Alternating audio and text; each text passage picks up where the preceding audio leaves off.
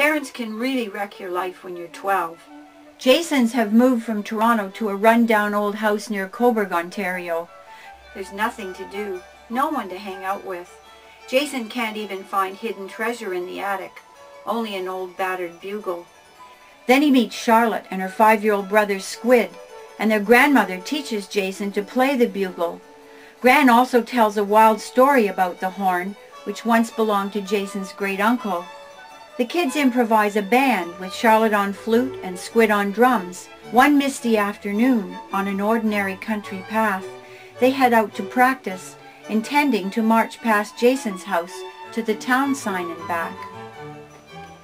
Something happened then, something none of them clearly understood, even afterward. The fog Grandma Kennington warned them about started rolling in. A thick, wet cover, eliminating everything but a small section of the path ahead. Jason felt his playing grow stronger and stronger, and he added extra notes. Cars drove past, their headlights like 2 yellow spots dilating into solid discs and disappearing behind. The sound wrapped around them, pulling them forward, bugle and flute notes growing louder and stronger, driven on by the urging of Squid's relentless drum. They must have marched right past Jason's house. None of them even noticed. They were good. They were better than good. They were professional like his mom. He was sure of it. Across the highway, the New Lodge farm sign slid in and out of sight as if suspended in air. As they came close to the workman's chicken farm where his mom bought eggs, Jason thought he heard sheep bleating. He didn't know the workmans had sheep. The fog rolled back momentarily, and instead of the house, Jason saw someone with a long wooden crook herding a flock of sheep across the road. He blinked and they were gone.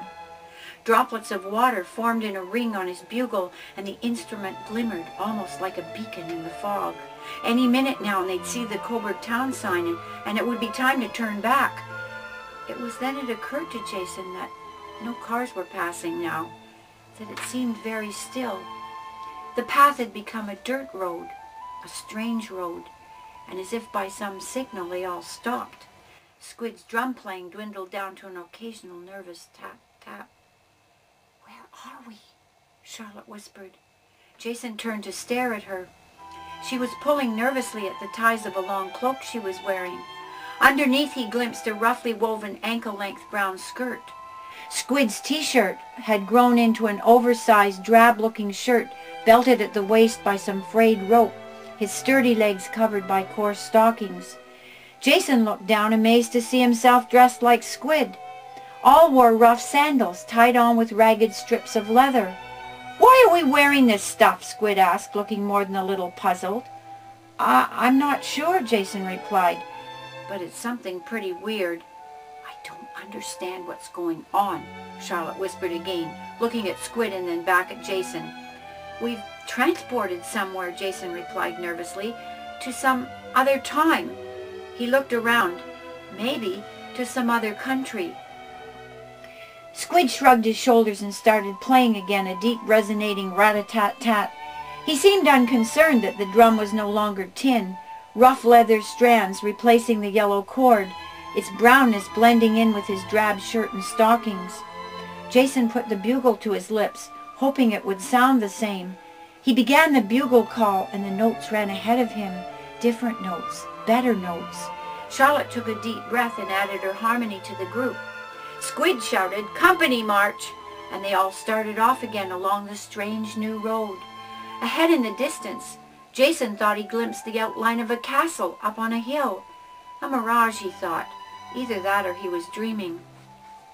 Squid stopped when they came to the rickety bridge. "I'm thirsty!" he shouted, but before he could dash down the bank into the water, the sound of squeaking wheels and clopping feet silenced the 3 of them.